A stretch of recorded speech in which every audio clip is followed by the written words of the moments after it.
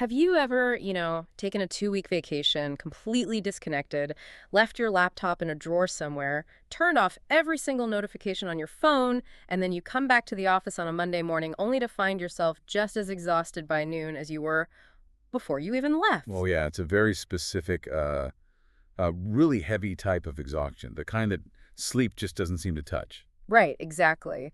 And if you're an organizational leader or a manager or honestly just someone trying to navigate a complex career right now, you probably know exactly the feeling I'm talking about. We usually assume it's just, well, overwork. Right, we tell ourselves we need a longer vacation. Yeah, or like a better morning routine or fewer meetings. But what if that exhaustion isn't physical at all? What if it's structural? And what's fascinating here is that we often misdiagnose the pain of our work lives because we're using the wrong tools to look at the problem. We treat human exhaustion and organizational friction as these, mechanical errors. Like looking for a broken part to swap out on a machine? Exactly. But the source materials we're unpacking today, this really incredible collection of frameworks from Talent Whisperers, they argue that the most dangerous failures in our careers aren't mechanical or technical, they're existential. No. Yeah. Existential. So the cure for that kind of structural burnout actually begins with completely reimagining one of the oldest, probably the simplest diagnostic tools in the business world, which is the 5 whys. It really does. And it requires a massive shift in perspective. Okay, let's unpack this because the 5 whys is not some secret concept. If you've ever taken a basic management course, you've heard of it. So our mission for this deep dive is to take this tool, which most of us associate with, factory floors and software debugging, and completely dismantle it. We are going to explore how asking a toddler's favorite question, which is just why, can actually prevent a company from drifting off its mission. Right, and how it can cure that deep vacation-resistant burnout you were talking about and help build a compounding psychological surplus that these frameworks call the courage differential. But to understand why that shift is so revolutionary, we really have to look at where the tool came from and why its original design kind of falls short when you apply it to human beings. Right, so let's go back to the origins. The 5 whys started with Sakichi Toyota at Toyota. It was the absolute backbone of Kaizen, their philosophy of continuous improvement. And the premise is just incredibly elegant in its simplicity. It really is. You're standing on a factory floor, a loom stops working. And instead of just replacing the fuse that blew, an engineer walks up and asks why 5 times to kind of drill down through the layers of causality. Right. So the machine stopped. Why? Why? The fuse blew. Why? The bearing was overloaded. Why? It wasn't lubricated properly. Why? The lubrication pump failed. Well- Why? Because the shaft was worn down. Boom. Boom, exactly. You don't just replace the fuse, you replace the shaft on the pump, and the machine never breaks down that exact same way again. And it is brilliantly effective for what it was designed to do. I mean, it's a ladder to causality that lives entirely in the language of systems, corrective action, process failure. Because in a mechanical system, causality is totally linear. A leads to B leads to C. Right. But the upgraded method we're exploring today recognizes a fundamental and honestly often uncomfortable truth for leaders. Human systems, whether that's your executive team, your department, your marriage, or your own internal emotional landscape, they do not operate on linear mechanics. They rarely fail for mechanical reasons. They fracture. Yes, fracture. And that is a really vital distinction from the text. A machine breaks, Mm. right? But a human system fractures. And it fractures at the exact point where what we value and what we actually do fall out of alignment. Ah, so human systems fail for reasons of meaning, not just logic. Exactly. When you try to apply mechanical 5 whys to human fracture, you end up treating people like broken cogs. You just, you look for the bad part to fire or the broken process to mandate away. Which leads to a really crucial linguistic shift in the text that completely changed how I look at problem solving. Most leaders use the 5 whys to fix something, but the very act of fixing begins with the assumption that something is broken and invalid. Right. The upgraded method shifts the core question from why did this fail to why did this unfold the way it did? Why did this unfold? That's so different. It assumes that the situation, the missed deadline, the angry outburst in a meeting, the plummeting team morale, it isn't just broken. It's a symptom that's calling for understanding. And that pivot from analysis to awareness changes the entire geometry of the conversation. How so? Well, instead of interrogating a failure, you're illuminating a pattern. You ask, why did this matter to me? Or Why did the team feel the need to hide this mistake? You're no longer seeking a target to correct. You're seeking a dynamic to understand. Okay, now I have to push back on this a little bit just to play devil's advocate for the leaders listening right now. Sure, go for it. If I'm running a team, right, and our massive Q3 product launch just totally crashes and burns, my job is quite literally to fix things. I have shareholders, I have a board, I have payroll to meet. The pressure is immense. Exactly. To use a different, maybe more grounded analogy, if I have a severe fever, I want to fix the fever. I take a pill. I don't sit there on the edge of my bed and lovingly illuminate my fever, right? I bring my temperature down so I can function. Isn't fixing things the whole point of leadership? That is the exact tension every high-performing leader feels. Yeah. It's a completely fair challenge. But let's take your fever analogy and stretch it out because it perfectly illustrates the layers of this upgraded method we're talking about. Okay, let's stretch it out. If you just take the pill, you're treating the symptom. You bring the temperature down and you go to work. But what if you get that fever every single time you travel for business? Oh. The mechanical fix the pill keeps you functioning, but it doesn't stop the cycle. The upgraded 5 whys is about traveling through the layers beneath the symptom. Okay, walk me through those layers then. How do we get from a physical fever to this idea of root meaning? Okay, so the first why reveals the symptom. That's your hot forehead. Why do I have a fever? All right. The second why clarifies the condition. Why do I have this specific fever? Because I have a bacterial infection. Makes sense. The third why exposes the pattern. Why do I have a bacterial infection? Well, because my immune system is completely suppressed every single time I go on a business trip. Wow, okay. And now we're getting into behavior. Exactly. Here's where we cross the boundary from the mechanical to the psychological. The fourth why surfaces the belief. Right. Why is my immune system suppressed on trips? Right. Why? Because I believe I have to work 20-hour days, skip meals, and push myself to the point of absolute physical exhaustion to ensure the client signs the contract. Oh, wow. Okay, so we've moved from a biological reality to a cognitive belief system. We aren't done yet. The fifth why arrives at the value, or in many cases, the core fear. Why do I believe I have to push myself to exhaustion to secure the contract? Because, wait, why do I? Because I equate my sheer volume of suffering with my professional worth. And if I don't suffer for the win, I'm terrified I'll be exposed as an imposter and lose my security.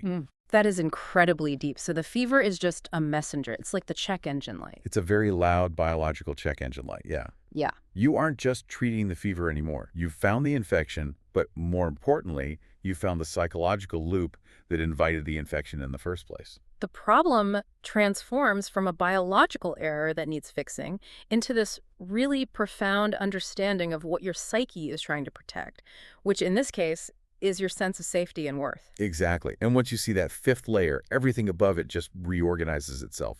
You realize that taking a pill to lower the fever so you can go back to working 20-hour days is actually, aiding and abetting the destruction of your own body. And if we map that back to the corporate setting, to that failed product launch, the failure is the fever. Yes. If you stop at the first or second why, you look at the symptom and you say, well, QA missed a massive software bug. So what do? You fix it mechanically, you fire the lead QA engineer, or you add some draconian new checklist to their workflow. Problem solved, right? Right. Until the exact same thing happens at the next launch. Exactly. But if you keep going through the layers, you might find that QA missed the bug because they were overloaded. Why were they overloaded?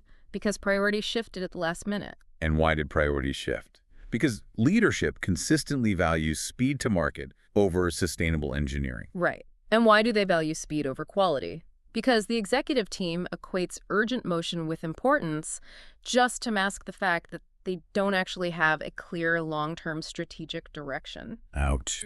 Yeah, ouch is right. That is a brutal realization. That's a much harder truth to face in a boardroom than simply saying, QA messed up, let's write a new standard operating procedure. It is uncomfortable, yes. Very. But it's the only truth that actually prevents the next systemic failure.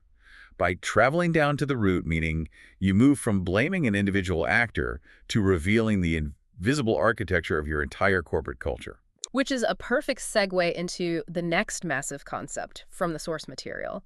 Because if that fifth why consistently reveals our core values or our core fears, then those invisible values must be the actual engine dictating our daily actions. They absolutely are. The text introduces this architecture as the causal chain. It posits that our deepest motivations aren't just, random isolated impulses that pop up now and then. They are our source code. They are the generative principles of a human life. The individual causal chain, outlined in the frameworks, flows in a very specific, unidirectional sequence. Walk us through that sequence. It starts at the very bottom with your root why. That root why generates your values. Your values solidify into beliefs. Your beliefs create behavioral patterns. Those patterns dictate your specific behaviors in any given moment, and those behaviors produce the outcomes you experience in your life and career. Okay, let me make sure I've got this. Root why to values to beliefs to patterns to behaviors to outcomes. Let's break that down because I really want to understand the mechanism of how one step becomes the next. If my root why is, say, a deep inherent desire for autonomy and self-determination, how does that actually become an outcome in the real world? Let's trace it. So if your root why is autonomy, your brain will naturally generate values that protect that autonomy. You'll value independence, competence, maybe entrepreneurship. Makes sense. Those values solidify into beliefs, which are basically cognitive rules you live by. So you might form the belief that relying on others is dangerous, or if I want it done right, I have to do it myself. I know a lot of managers with that exact belief system. I think most of us do. Now, how does a belief become a pattern? A belief is just a thought, but a pattern is a neurological habit. Because you believe relying on others is dangerous, your brain develops a psychological pattern of isolation under stress. So whenever pressure mounts, your default pattern is to withdraw and hoard information. Exactly. And that pattern dictates your specific behaviors. So, say, micromanaging a junior employee or refusing to delegate a critical Q3 report. And finally, that behavior produces an outcome. Your team feels untrusted and disengaged, and you are working until midnight on a Friday. Wow. So the outcome looks like a time management problem, but it's actually an autonomy problem. That's the core of it. The root why operates like internal gravity. It's completely invisible, but it shapes how everything falls. It shapes how you interpret a stray comment from your boss, how you respond to an economic downturn, how you handle success, and how you navigate conflict. And this brings us to one of the most revealing psychological mechanisms in the entire framework, the mirror effect. Yes, the mirror effect. It's the idea that the way we do one thing is fundamentally the way we do everything, because that root why, that internal gravity, is a global operating system, not just a situational one. Right. You will see identical emotional themes echoing across completely different domains of a leader's life. So if we connect this to the cognitive science of how the brain works, it makes perfect sense.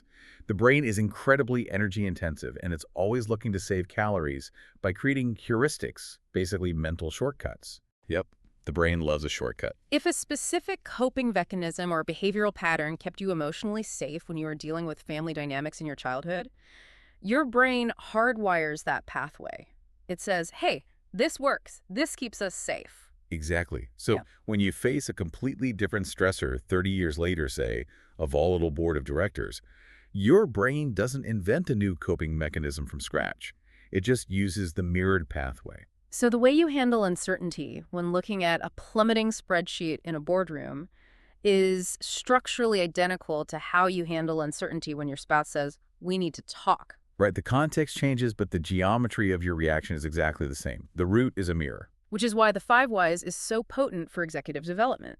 You cannot isolate a leader's professional dysfunction from their personal source code. You really can't. If a leader has a desperate, unconscious need to avoid looking incompetent because of a narrative they've carried for decades, that root need will completely dictate their corporate strategy. They'll hide bad news. They'll optimize for safety rather than innovation. They'll build a culture of compliance rather than a culture of candor. And the tragedy is they won't even realize they're doing it, as the text states so perfectly. When the root is unconscious, it dictates. When it is conscious, it liberates. When it is conscious, it liberates. I love that. So what does this all mean for you, the listener, sitting in a boardroom right now? If I do this inner archaeology, if I run the 5 whys on myself when I notice a toxic pattern, what actually changes? I still have that root fear of incompetence, don't I? Well, you might still feel the echo of the fear, yeah. But you move from determinism to choice. Okay, explain that. When the root is unconscious, your brain automatically fires the micromanagement behavior to soothe the anxiety. You have no agency in that moment. But when you make it conscious through inquiry, You insert this wedge of awareness between the stimulus and the response. Ah, so you gain the optionality to say, I'm feeling a massive urge to take over this project right now, not because my team is failing, but because I'm personally terrified of losing control. Exactly. I see the pattern, therefore I can choose a different behavior. I can choose to trust them. You rewrite the source code. You move from blind repetition to grounded agency. This is where it gets really profound, because we aren't just talking about individual psychology here. The source materials take this exact framework and scale it up. It's not just individuals who have a causal chain and a source code. No, organizations have an operating system too, a collective gravity. And when that system gets a virus, the entire company goes off a cliff. Let's talk about the organizational causal chain. It mirrors the individual one almost perfectly, doesn't it? It does, but it uses the language of enterprise. So for a company, the chain flows like this. Mission leads to vision. Vision dictates values. Values establish principles. Principles drive priorities. Priorities shape decisions. Decisions build culture. And culture produces outcomes. Mission, vision, values, principles, priorities, decisions, culture, outcomes. That is a massive chain of custody. And just like the game of telephone, there are a lot of places for the signal to degrade or break entirely. Which is exactly why an organizational 5 whys exercise is the ultimate diagnostic test. If your company makes a major strategic decision, say acquiring a smaller competitor or changing your remote work policy, you should be able to run a 5 whys on that decision and trace it backward. Link by link, all the way up to the company's stated mission. Right. And when the chain breaks, you have a blaring diagnostic signal.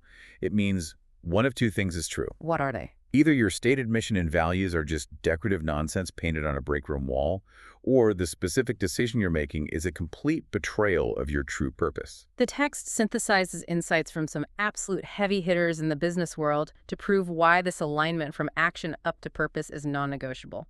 They mention Amy Edmondson's pioneering work on psychological safety, which I think is vital to unpack here. How does psychological safety tie into this causal chain? Edmondson's research is the perfect illustration of what happens when the causal chain breaks at the culture link. Early in her career, she was studying medical teams in hospitals, trying to find a correlation between teamwork and medical errors. Logically, you'd think the teams with the best cohesion and leadership would make the fewest errors, right? Logically, yes. She hypothesized exactly that. But the data showed the complete opposite. The teams that looked the best on paper were reporting the most errors. Which makes no sense initially. Right. Until she realized they weren't making more errors, they were reporting more errors. Oh, because they had psychological safety. Exactly. They had a culture where the overarching mission, patient care, was more important than individual ego. In teams without that safety, fear replaced purpose. When fear is the operating system, the causal chain breaks. So a nurse notices a doctor prescribed the wrong dosage, but the nurse is afraid of being berated. So the decision is driven by self-protection, not the hospital's mission. The mission is discarded the moment threat enters the room. Precisely. The text also brings up Jim Collins and his analysis of Pandora. He warned about what happens when prioritization is driven by popularity or convenience rather than purpose. Right. If an organization starts making decisions just because a feature is popular with users, or because it'll give a quick bump to the quarterly revenue, but it doesn't serve the core vision, purpose just becomes noise. You lose your strategic edge. Patrick Lencioni echoes this as well. He argues forcefully that values must be behavioral. If your company claims integrity is a core value, but your sales team is heavily incentivized to push products onto clients who don't need them just to hit end-of-month quotas. Integrity is not your value. Exactly. Revenue at all costs is your value. The behavior reveals the true root, regardless of what the marketing copy says. And Peter Drucker's classic wisdom fits right in here. Clarity of purpose disciplines culture. Without that discipline, execution is just chaos. But this brings up the most insidious threat mentioned in the entire framework: organizational drift. Drift is fascinating and terrifying. How do companies actually lose this alignment? Because I have to believe that no executive wakes up on a Tuesday and says, you know what? Let's betray our core mission today. Let's ruin our culture. No, of course not. Drift is terrifying precisely because it rarely announces itself as a massive cinematic betrayal. It happens quietly, in the margins. It happens through reasonable micro-adjustments made to real-world constraints. Like what? Well, a deadline tightens unexpectedly, so you decide to skip the usual QA review just this once. A temporary workaround for a supply chain issue becomes the permanent routine. But most often, organizational drift happens under the guise of optimization. Wait. I have to stop you there. Because in the corporate world, optimization is the holy grail. Faster, cheaper, better. Six Sigma, lean management. Optimizing the sales funnel, optimizing the supply chain. How on earth can optimization be the villain? This is one of the most vital nuances in the text. Optimization is not inherently evil, but it becomes incredibly dangerous when it replaces integrity with throughput. Integrity with throughput. Okay, what does that look like in practice? When you optimize a system without a boundary ritual, without pausing to ask why, the central question of the organization shifts from, is this still the right thing to do, to how do we do this faster? Ah, I see. So you're running 100 miles an hour, your metrics look amazing, but you are running in the completely wrong direction. Exactly. And the most dangerous part is that success and momentum actually mask the misalignment. Think about it. If an optimized, highly efficient process is generating massive revenue, the system will organically protect it. The spreadsheet is green, the board is happy. In that environment, it becomes socially costly for an employee to raise their hand, pause the machine, and ask, why are we doing this? Does this still align with our mission? Because if they ask that, they look like they're slowing things down, they look like friction. Precisely. They're viewed as a bottleneck. So the questioning disappears, not because a dictator CEO forbade it, but because it became too inconvenient to pause the momentum. Throughput becomes the new silent mission. Integrity replaced by throughput. It's a chilling concept. It really is. So if the organization has this massive causal chain from mission down to outcomes, and every individual employee has their own deeply personal causal chain from root, why, down to outcomes, what happens when those two chains collide in the modern workplace? That collision is the crux of Section 4 in the frameworks, interweaving roots. It's the defining challenge of modern leadership. Now, a crucial caveat here. Alignment between an individual and a company is not about sameness. Right. It doesn't mean your personal life's deepest mission has to be identically matched to a company's mission to, say, sell enterprise accounting software. Right, that's an unrealistic, almost cult-like expectation. Real alignment is about resonance. It's about structural compatibility. Resonance. I love that word. It reminds me of chord in music. The notes are distinct and different, but their frequencies vibrate together to make a fuller, richer sound. They don't cancel each other out. That is a beautiful way to visualize it. Alignment arises when a person's deepest internal motivations can be expressed and utilized through the organization's mission. It happens when their personal values feel reinforced rather than compromised by the daily environment. But when those chains clash, when the frequencies cancel each other out, you see structural incompatibility. And the symptoms of that clash are dominating the headlines of business publications every day. The text mentions quiet quitting, rampant cultural decay, and a very specific phrase that hit me hard. Burnout that rest cannot fix. Burnout that rest cannot fix. Every leader listening should write that phrase down, because we fundamentally misunderstand burnout, don't we? We completely do. If an employee is burned out simply from a high volume of work, let's say they pulled 3 all-nighters to ship a product, a 2-week vacation will actually help. Their body will recover. Right. But if they're burned out because of existential friction, because they're pushing against a current of misaligned values every single day, forced to act in ways that violate their internal source code, a vacation does absolutely nothing. Because they come back on Monday morning and the friction is still there waiting for them. Exactly. They are just as exhausted because the fundamental geometry of their environment is at odds with their identity. The effort itself feels like a violation of self. So as a leader, you're standing in front of your team. You see this friction. How do you fix that geometry? Let's round this in a highly relatable scenario for the listener. Okay, let's do it. Let's say you manage a software development team. The executive board has just mandated a massive pivot for Q3. You have to pause all feature development and rebuild the entire platform to integrate AI. It's going to require late nights, it's going to be highly stressful, and your team is already tired. They cannot intuitively connect this top-down spreadsheet goal to their personal meaning. The source text says that in this moment, leadership must act as translation. Translation is the perfect imperative. Whenever a leader asks for a significant commitment of energy, they cannot just pass down the mandate. They have to frame the request in the context of shared purpose. You have to make the invisible connection between the organizational why we need to survive the AI revolution and the individual why completely visible. But how do you translate a corporate Q3 pivot into personal meaning without sounding incredibly manipulative or like a cheesy motivational speaker? If I walk into the dev team and say, hey, everyone, integrating this AI model is going to self-actualize your inner child and fulfill your destiny, they're going to laugh me out of the room. People have great radar for manufactured meaning. You don't manufacture meaning, you uncover it. And you uncover it using the awareness built from the 5 whys. If you're a good leader, you already know your team's individual values because you've paid attention to their patterns. Okay, so back to the AI pivot example. Right? Maybe you have a senior engineer whose core value their root. Why is a deep pride in craftsmanship and solving complex puzzles? You translate the pivot by showing them the unique, highly complex architectural challenges this AI integration presents. You frame it as a masterclass in system design. Okay, what if another team member's root value is completely different? Say their core value is autonomy and career security. Then the translation changes.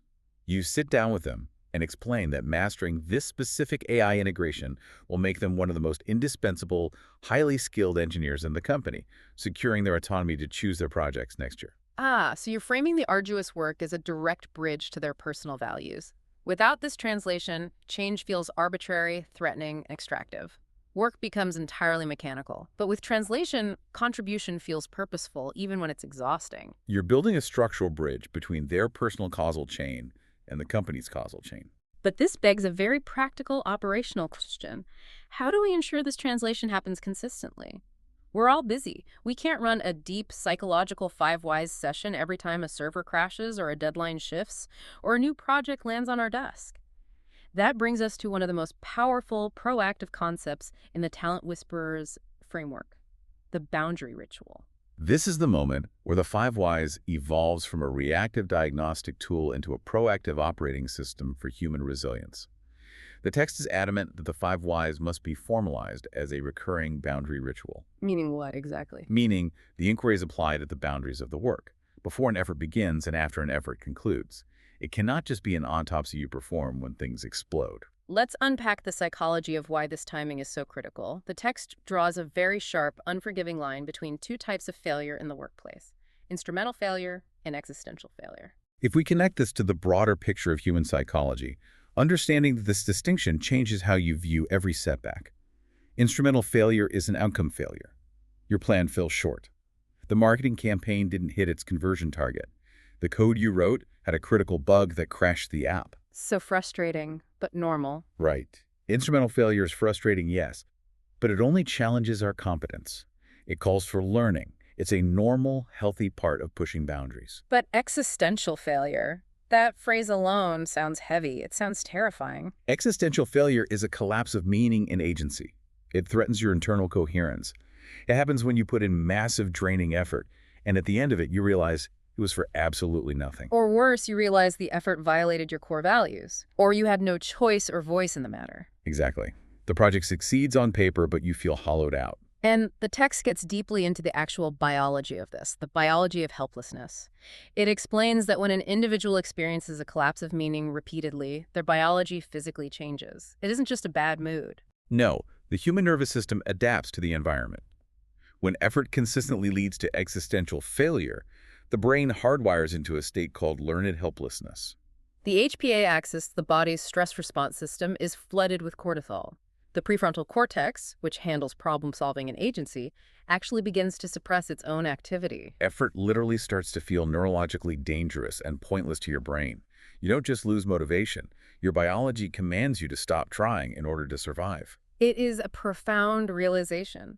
Trauma and severe burnout don't just arise because something painful or difficult occurred. Hard work does not inherently cause trauma. Trauma takes root because pain and extreme effort occurred in a context where meaning, agency, or safety could not be preserved. If you're a leader and you're subjecting your team to repeated existential failures demanding huge effort without providing shared meaning, context, or agency, you're not just frustrating them, you're biologically conditioning them to give up. Okay, here's where it gets really interesting and why the boundary ritual is the ultimate preventative medicine for this condition. Think of the boundary ritual like checking a map on a road trip. Okay. Most people, most teams, only check the map after they have driven their car off the road and deep into a muddy swamp. They sit there, tires spinning, mud everywhere, and they look at each other and ask, Why did this happen? That is a reactive five whys. A boundary ritual is pulling out the map before you put the car in drive, agreeing on the destination, and then checking it again when you arrive. Yes, the map and the swamp. And the psychological reason timing matters so much at the boundary is the insidious nature of sunk costs. Once an effort is underway, human nature takes over. Momentum builds. Ego attaches to the outcome. Social commitments are made. If you wait until you're halfway through a failing, misaligned project to ask, why are we doing this? People will instantly get defensive. Their professional identity is now tied to the work. They will start bargaining, rationalizing, and optimizing the failure just to protect what is already in motion. We can't stop the AI pivot now. We spent 3 months and $2 million on it. Just keep coding. Exactly. The swamp becomes their sunk cost. But if you ask why before starting at the boundary, before a single line of code is written, you secure ownership of the commitment before the commitment has a chance to become their identity. You are acting while optionality and choice are still freely available. You define together what the effort is in service of, and crucially, you define what conditions would make it no longer worth doing. You secure their agency. And when you practice this boundary ritual over time, when you repeatedly align your effort with your meaning, both before and after the work, checking the map constantly, you don't just survive the corporate landscape. You begin to accumulate what the seers call a psychological superpower. The courage differential. Yes. This raises a very important question about how we currently view resilience in modern corporate culture. We are obsessed with grit. Oh, absolutely. We seldom missed it. We tell people to endure, to put their heads down, to never give up, to push through the pain no matter what. But the courage differential presented in these frameworks is fundamentally different and far healthier than grit. Yeah, the text brings up a fascinating quote from Steve Jobs to illustrate this. He said, "Perseverance can be irrational." That is a wild thing to hear from one of the most famously driven, uncompromising entrepreneurs in human history. Why would our culture constantly tell us to never give up if Jobs himself implies that giving up is sometimes the exact right move? Because grit, as it's commonly practiced, has a massive shadow side. Toxic grit incentivizes burnout, stubbornness, and identity-locked persistence. People will endure massive structural misalignment. They'll stay in terrible, abusive jobs or pour years into doomed projects or remain in toxic relationships just to avoid looking weak or to avoid the label of a quitter. They endure the pain because endurance itself has become their entire identity. They're driving deeper into the swamp, water up to their steering wheel, and refusing to admit they're wet because winners don't quit. Precisely. They have lost all rationality. The courage differential, however, makes continued effort rational, not heroic. It's a psychological surplus that forms when meaning and agency are repeatedly renewed through those boundary rituals. So when you know exactly why you're doing something and you know you've actively chosen it, you build this massive reservoir of resolve. It's not blind, white-knuckled persistence. It's a growing capacity to continue because you want to, not because you have to. And what's so beautiful and liberating about the courage differential is that it explicitly permits reconsideration. If you do your boundary ritual halfway through a project, check the map, and realize the meaning has completely evaporated because the market changed, the courageous thing is to stop. You aren't quitting. You're preserving your integrity. You are pivoting with agency. When your meaning is aligned, staying engaged feels like remaining faithful to something you chose.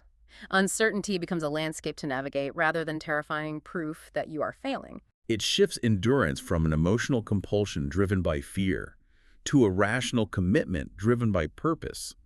You don't need bravado. You just need clarity. So if building this incredible courage differential is the destination, how do we make sure we don't crash the car along the way?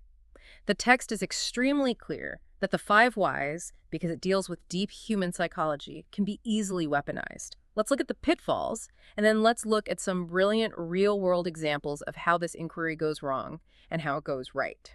The shadow of the 5 whys is a very real threat in fast-paced corporate environments. The true essence of the tool is open discovery, but the human mind craves certainty, speed, and validation. So when the 5 whys is deployed without humility, curiosity mutates into control. It becomes an interrogation. Learning becomes leverage to use against someone. Why did you miss the deadline? Why didn't you check the brief? Why didn't you foresee that supply chain issue? Why are you always late? That's not a 5 whys discovery session, that's a firing squad. Yeah, it's an audit of human flaws. Exactly. The text lists 6 specific pitfalls that leaders must actively avoid to keep the tool safe. Let's walk through them. Pitfall number 1, stopping too soon. Treating the symptom. Right. You ask 1 or 2 whys, you get a logical operational answer that relieves your immediate anxiety, you stop. You treat the fever, but you never reach the underlying value or belief. Pitfall 2. Treating it like an audit. The moment the question becomes who messed up, rather than what is happening, blame enters the room. And the moment blame enters the room, truth retreats. The text states that a truly effective 5 whys conversation feels safe enough for raw honesty to surface, even if, and especially if that honesty implicates the leader's own actions or assumptions. Pitfall 3. Asking from the head, not the heart. Tone matters immensely when asking why. The word itself can sound incredibly confrontational and judgmental. Why did you do that? Narrows the conversation into defense mode. But softening the tone, why do you think that specific approach felt like the right move at the time? Expands the conversation. It must be an invitation, not a cross-examination. Pitfall 4. Over-fixating on the individual. This one is huge in corporate culture. It means ignoring the systemic incentives. If you just focus on the actor, you miss the stage they are acting on. Instead of asking why an employee didn't speak up, ask why the system made silence easier and safer than transparency. Why do our company metrics reward last-minute firefighting more than careful foresight? Pitfall 5. Ignoring the emotional dimension. Logic explains an event, but emotion transforms a pattern. The upgraded 5 whys must always include emotional truth. Why did this project failure hurt so much? Why did that feedback feel unsafe? Without capturing the emotional reality of the room, the analysis might be factually accurate, but it will not be liberating. And finally, Pitfall 6. Rushing toward closure. Deep insight takes time. The most powerful revelations in a 5 whys conversation happen in the uncomfortable silence between asking why and the person finally saying because. If you rush that silence to get back to your spreadsheet, you short-circuit the emergence of a new pattern. Used well, the 5 whys does not end in a definitive, closed statement. It ends in a permanent shift in how you see the system. To really cement this shift in seeing, let's bring these concepts to life using the specific real-world examples provided in the source charts. These are brilliant illustrations of how tracing a mundane behavior back to its root reveals incredibly deep human patterns. How behavior leads to being. Exactly. I want to test this. Let's start with the famous milkshake study. I'll ask the first question, and you guide me through it. Why do people buy milkshakes at a fast food drive-thru at 7 a.m. Let's play this out using the inquiry. If you had to guess the first why, what's the logical answer? Why does someone buy a milkshake in the morning? Well, the obvious answer is they're hungry. Or they want something sweet to drink on the way to work. Okay, let's push deeper. Why do they want something to drink specifically on the way to work? Because the commute is long. It's boring. They want something engaging to break up the monotony of sitting in traffic. Good. Why do they need something engaging like a thick milkshake rather than a bagel or a donut? Well, because they're driving. A bagel requires 2 hands, it leaves crumbs all over your suit, and it's gone in 3 bites. A thick milkshake takes 20 minutes to drink through a small straw. It lasts the entire commute, and it fits perfectly in the cup holder. Now we are getting close. Why does that convenient, tidy satisfaction matter so much to this person at 7 a.m.? Because their morning is probably chaotic, they're rushed, they just wrestled kids into clothes, fought traffic, and are heading into a stressful job. This is the only 20 minutes of peace they have. And there is the root meaning, the 5th why. The answer isn't about the flavor of the milkshake or the sugar content or even hunger. They are buying the milkshake because they are easing into a stressful day with a sense of comfort, control, and a predictable, steady rhythm. The milkshake provides a toddy satisfaction during a high-anxiety transition. That is mind-blowing. If you stop at Y1, you tell your R&D department to make the milkshake chunkier or add more chocolate. But if you get to Y5, you realize your true competition isn't other milkshakes, it's boredom and anxiety. You realize you are selling a coping mechanism for the modern commute. You are selling rhythm. What about the noise-canceling headphones example from the text? This is another fascinating descent from the physical to the psychological. First, why?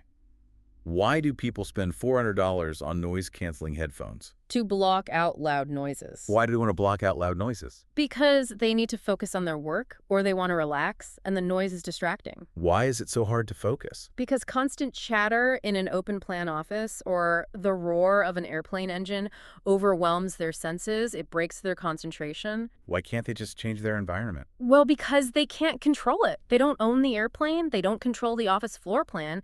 They are trapped in a space dictated by other people. And the final why. Why does regaining control of their auditory environment matter so profoundly? Because without it, they feel at the mercy of the world. Regaining control gives them calm, it gives them agency, it gives them a boundary. Exactly. Mental sovereignty. You trace the outer habit, putting on headphones, back to a desperate inner need for agency and peace in an age of sensory overload. You aren't selling electronics. You are selling mental sovereignty. This changes how you view everything. Let's do the last example from the charts, the bridge. This is about infrastructure, so it feels very mechanical. Why do we need to build a new bridge across this river? To get people from point A to point B more efficiently. Why do they need to get from point A to point B every day? Because they live in City A, but their jobs and offices are located in City B. Why do they live in one area and work in another, causing this massive traffic bottleneck? Because housing in City B, where the jobs are, has become completely unaffordable for the working class. They are forced to live in City A. Why are they forced to commute to offices in City B if the technology for remote work exists? Because remote work isn't fully supported or trusted by the corporate culture in City B. And even if it was, the people in City EI lack the high-speed infrastructure, shared local workspaces, or social trust to work efficiently from their neighborhoods. So what starts as a civil engineering question about pouring concrete and tension cables is actually a portal into massive systemic social issues: housing inequality, broken corporate culture, and a lack of human connection. The 5 whys turns every single problem into a mirror of our deeper systems. It reveals that everything is connected to a root. Recognizing these deep human patterns is an incredible superpower for understanding product design, societal issues, and organizational culture. But knowing this and doing this are two different things. How do we operationalize this growth actively in our daily lives and our leadership? How do we build that courage differential practically, step by step, without getting overwhelmed? That leads us to the culmination of the source material: learned resilience and the THRIVE loop. Learned resilience is the operational engine of everything we've discussed today. It's the practical application. It's defined as a repeatable, structured way to turn challenges, stressors, and setbacks into actual psychological growth through progressively harder, right-sized steps. The text introduces a brilliant visual concept to explain this. Imagine 2 curves on a graph over time. The red curve represents standard resilience. We call it bouncing back. You face a stressor, the red line dips down into a valley of struggle, and eventually you recover back up to the flat baseline where you started. It's survival. You take a hit, you survive, you get back to zero. Most people would call that a win. But the blue curve represents learned resilience. It has increasing amplitudes. You take a hit, the line dips. But because you integrate the learning through a boundary ritual, because you examine the meaning of the struggle, you don't just return to your previous baseline. You recover to a higher peak. Your capacity expands. With every cycle of the blue curve, you can handle more complexity, more uncertainty, and more pressure without your nervous system breaking down. And to guarantee that you ride that blue curve instead of the red one, the sources provide the THRIVE loop. Let's walk the listener through this acronym, because this is the actual daily playbook. Let's use a narrative example. Say I have a manager who is terrified of delegating, and they want to change. T stands for target. Target. You must choose a challenging, incremental step that moves toward your high-level goal. It has to be right-sized. In the startup world, they call it an MVP, a minimum viable product. Here, it is a minimum viable push. You don't tell the manager to delegate their entire Q3 budget tomorrow? No, that will trigger panic. You target something atomic. For tomorrow's team meeting, I will delegate the presentation of 1 slide to my junior analyst. H is hypothesize. You stipulate exactly what you believe this step will accomplish in noticeable and measurable results. You make a prediction, which engages the prefrontal cortex. So our manager says, if I let the analyst present the slide, I hypothesize that they will handle it well, I will feel anxious but survive, and the team will benefit from a new voice. Next is R for reach. This is the action phase. You engage in that targeted step with effort across your body, emotion, and mind. You actually sit in the meeting, you pass the clicker to the analyst, and you do the hard thing. You stretch your psychological ability. But, and the text makes this very clear, you must stretch without overwhelming the system. If the manager delegates a multi-million-dollar pitch to a brand new intern, they'll overwhelm their nervous system. That triggers the biology of helplessness and panic we talked about earlier.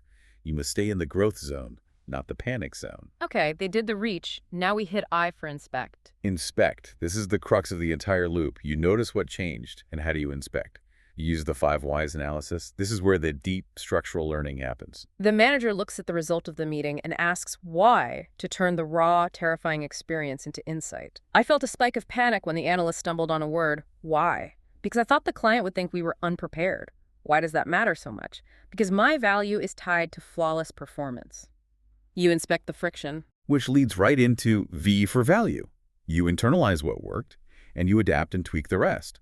You take the insights gained from the 5 whys inspection, and you use them to inform your next steps. The manager realizes, the client didn't care about the stumbled word. My fear was irrational. There is value in letting the team learn.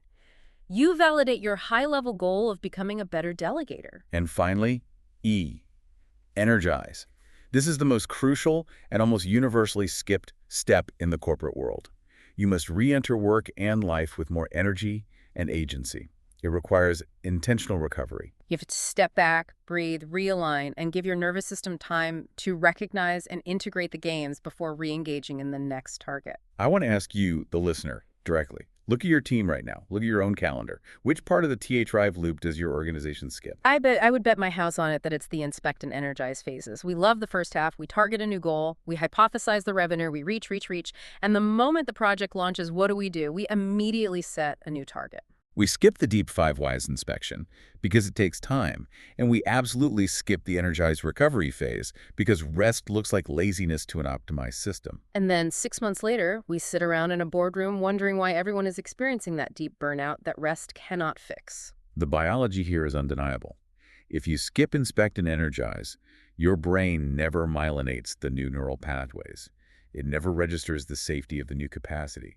You're permanently stuck on the red curve. You're just surviving, taking hits, bouncing back to zero, and eventually, through sheer attrition, the baseline drops. The complete THRI loop is the only way to force your system onto the blue learning curve.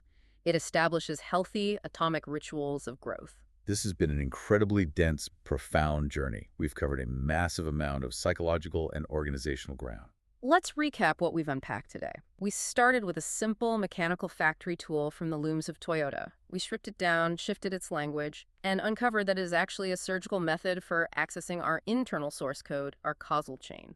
We learned to spot the quiet, deadly threat of organizational drift, realizing that optimization is the ultimate villain when it replaces integrity, and when throughput replaces true purpose. We saw the absolute necessity of leadership acting as a translator, connecting corporate goals into personal meaning to prevent structural clashing and existential burnout. We established the critical nature of boundary rituals, pulling out the map before you drive into the swamp to protect our agency and prevent the biology of learned helplessness from taking root in our teams. We explored how those boundary rituals build a courage differential, making perseverance a rational choice based on aligned meaning rather than a toxic, identity-locked performance of grit. We navigated the pitfalls of using curiosity as a weapon, and we mapped out the THRIVE loop as the ultimate engine for learned resilience. It changes everything about how we look at problems, both in the boardroom and in our own lives. So, I want to leave you with a final, lingering thought built directly on today's source text. We know now that an organization's deepest, most honest why is its true operating system. So I want you to look at the last major decision you or your executive team made. Think about it right now. Picture the meeting. If we walked into your office today and ran a sincere, rigorous, uncompromising 5 whys on that specific decision, where would it lead? Would it trace beautifully backward, link by link, to your company's stated mission? Or would it lead back to convenience, momentum, and unexamined fear of the market or the loudest ego in the room? If it leads to the latter, it is a blaring diagnostic signal. It might be time for a system update. Thank you for joining us on this deep dive into the source material.